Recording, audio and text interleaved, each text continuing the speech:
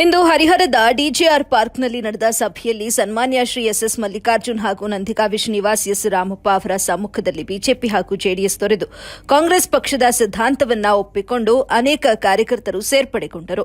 ರಜನಿಕಾಂತ್ ನಗರಸಭೆ ಸದಸ್ಯರು ಮತ್ತು ಎಬಿಎಂ ವಿಜಯ್ ನಗರಸಭೆ ಮುಜಾಬಿಲ್ ಬಿಲ್ಲು ಜೆಡಿಎಸ್ ಸದಸ್ಯರು, ಆನಂದ್ ಕುಮಾರ್ ವಕೀಲರು ಬಿಜೆಪಿ ಮುಖಂಡರು, ಕೊಂಡಜ್ಜಿ ರಾಘವೇಂದ್ರ ಬಿಜೆಪಿ ಮುಖಂಡರು, ಜುಬೇರ್ ಜೆಡಿಎಸ್ ಮುಖಂಡರು, ಪ್ರವೀಣ್ ಕುಮಾರ್ ಬಿಜೆಪಿ ಮುಖಂಡರು, ಹನುಮಂತ ಪೈಲ್ವಾನ್ ಜೆಡಿಎಸ್ ಮುಖಂಡರು, ಗರಡಿಮನೆ ಬಸಣ್ಣ ಗುತ್ತೂರು ಬಿಜೆಪಿ ಮುಖಂಡರು, ವರಪುರುಷ ಜೆಡಿಎಸ್ ಮುಖಂಡರು, ರಘು ಜೆಡಿಎಸ್ ಮುಖಂಡರು, ಭರಮಪ್ಪ ಬಿಎಂ ಜೆಡಿಎಸ್ ಮುಖಂಡರು ಕಾಂಗ್ರೆಸ್ ಪಕ್ಷಕ್ಕೆ ಸೇರ್ಪಡೆಗೊಂಡರು. ಈ ಸಂದರ್ಭದಲ್ಲಿ ವಾಗೀಶ್ ಸ್ವಾಮಿ ಕಾಂಗ್ರೆಸ್ ಮುಖಂಡರು, ಜಿಲ್ಲಾ ಯೂತ್ ಕಾಂಗ್ರೆಸ್ ಅಧ್ಯಕ್ಷರಾದ ನಿಖಿಲ್ ಕೊಂಡಜ್ಜಿ ಹಾಗೂ ಹಿರಿಯ ಗಣ್ಯ ವ್ಯಕ್ತಿಗಳು, ಕಾಂಗ್ರೆಸ್ ಮುಖಂಡರು ಮತ್ತು ನಗರಸಭೆ ಸದಸ್ಯರು ಉಪಸ್ಥಿತರಿದ್ದರು.